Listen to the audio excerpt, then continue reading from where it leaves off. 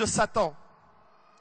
Au moment où le prophète, sallallahu alayhi wa sallam, au 7e siècle, donnait à la femme le droit de vote, la France n'a accordé ce droit qu'avant-hier, en 1947.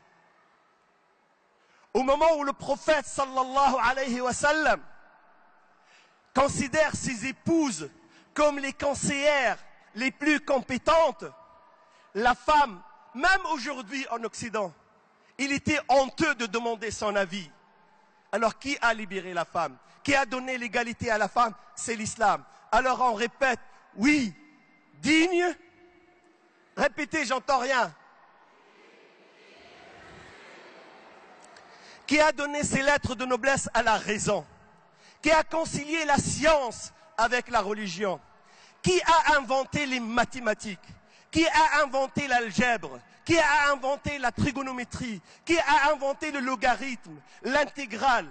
Toutes ces fonctions mathématiques qui sont la base de tout calculateur, de tout ordinateur. Qui a résolu les problèmes de l'humanité en partant d'un verset coranique et en finissant par une fonction mathématique? Qui a inventé la médecine? Je ne parle pas de la médecine des charlatans, des sorciers, des exorcistes. Je parle de la médecine qui sauvegarde la santé. Qui a inventé la pharmacologie chimique? Qui a inventé les hôpitaux? Alors qu'en France, il n'y avait qu'un seul hôpital, on l'appelait à Paris l'Hôtel Dieu. C'était un mouroir, il y avait 1200 malades, de toutes les pathologies, de toutes les maladies mélangées ensemble. Les malades contaminés, les non-malades. En Espagne, il y avait plus de 400 hôpitaux. Et ce sont les hôpitaux avec les protocoles de l'hôpital moderne. Un hôpital peint en blanc. Le malade, quand il rentre, on lui enlève ses vêtements. Il porte des vêtements décrétés par les médecins. Il y avait des services selon les pathologies. Pour chaque malade, il y a au moins 2 soignants. Pour chaque malade. Et ce que je vous raconte, je vais vous donner après les références. Ce ne sont pas les musulmans qui racontent ce que je vous dis. Ce sont les non-musulmans qui vous racontent ça. Qui a inventé l'hôpital? Qui a inventé la médecine? Ce sont les musulmans. Qui a inventé les mathématiques? Qui a dessiné la carte du ciel? Qui a cartographié les mers, les océans et les terres? Qui? Ce sont les musulmans. Alors, oui, digne je le suis. Répétez-le. Qui a créé la première SPA, la première société de protection des animaux? Qui a ouvert la porte du paradis pour un monsieur parce qu'il a donné à boire à un chien? Qui a ouvert les portes de l'enfer à une dame parce qu'elle a enfermé une chatte? Qui a interdit qu'on prenne les animaux comme cible? Que ce soit les oiseaux, que ce soit les animaux sauvages ou domestiques. Alors que des chefs d'État partent d'Europe tous les ans pour aller en Afrique, pour tirer les girafes, pour tirer les lions, pour tirer les... juste pour s'amuser. Alors qu'en France, il y a des millions de chasseurs, ils ne chassent que pour le loisir. Mais qui a sauvegardé les animaux? Qui les a considérés comme des êtres? Umamun amthalukum. Ce sont des nations comme vous devez les respecter.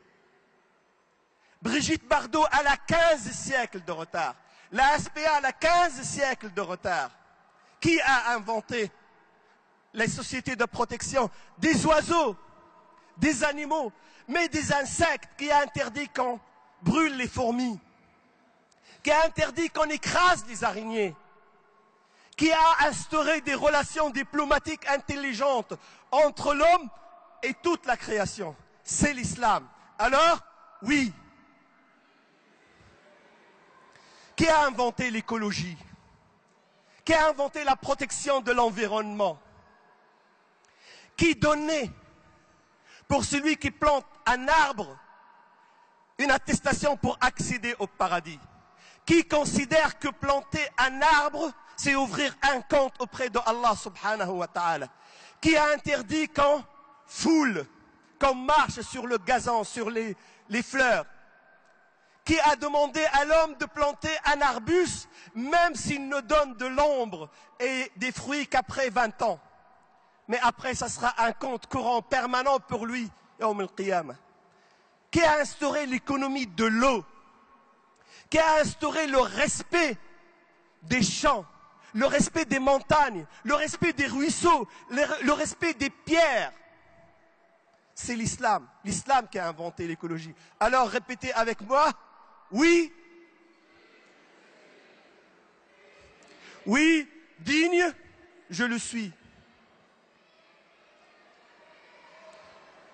Qui a inventé la bibliothèque?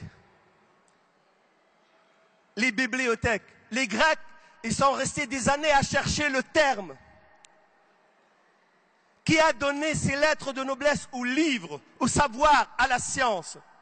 Au moment où Haroun al-Rachid, le calife des musulmans, il avait dans sa bibliothèque personnelle, dans son palais personnel, 1 700 000 ouvrages. Charlemagne, l'empereur des Germains et des Francs, de la moitié de l'Europe, ne savait ni lire ni écrire. Et il était tellement vexé parce que le calife des musulmans, il a des millions de livres qu'il a demandé de doter sa bibliothèque alors qu'il était illettré de livres. Et on lui a trouvé 40 ouvrages, 40 livres. Et lorsque le Ma'moun, il a hérité son père, dans le palais de Ma'moun, le fils de Haroun al-Rachid, il y avait 4 millions d'ouvrages, 4 millions d'ouvrages.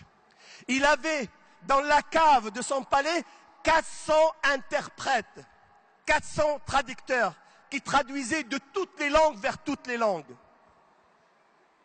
Lorsque les Mongols sont rentrés dans Bagdad, pour traverser les fleuves, ils ont vidé les bibliothèques, ils ont dressé des ponts avec les ouvrages. Et l'eau de fleuve est restée noire pendant des mois et des mois.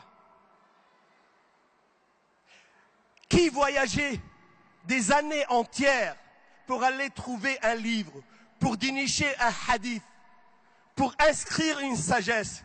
Ce sont les musulmans, c'est l'islam. Alors, oui, digne je le suis. Mais je peux faire le tour du passé, je peux citer tous les aspects de la vie. Et vous allez voir, n'écoutez pas le discours.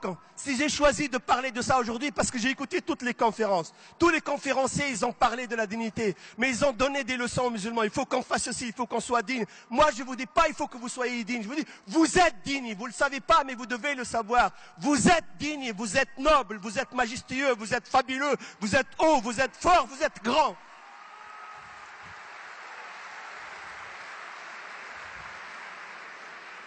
Il ne faut pas le dire, il faut le croire parce que c'est la vérité. Ce n'est pas moi qui la décrète, c'est Allah. Walillahi al-izza. Et encore,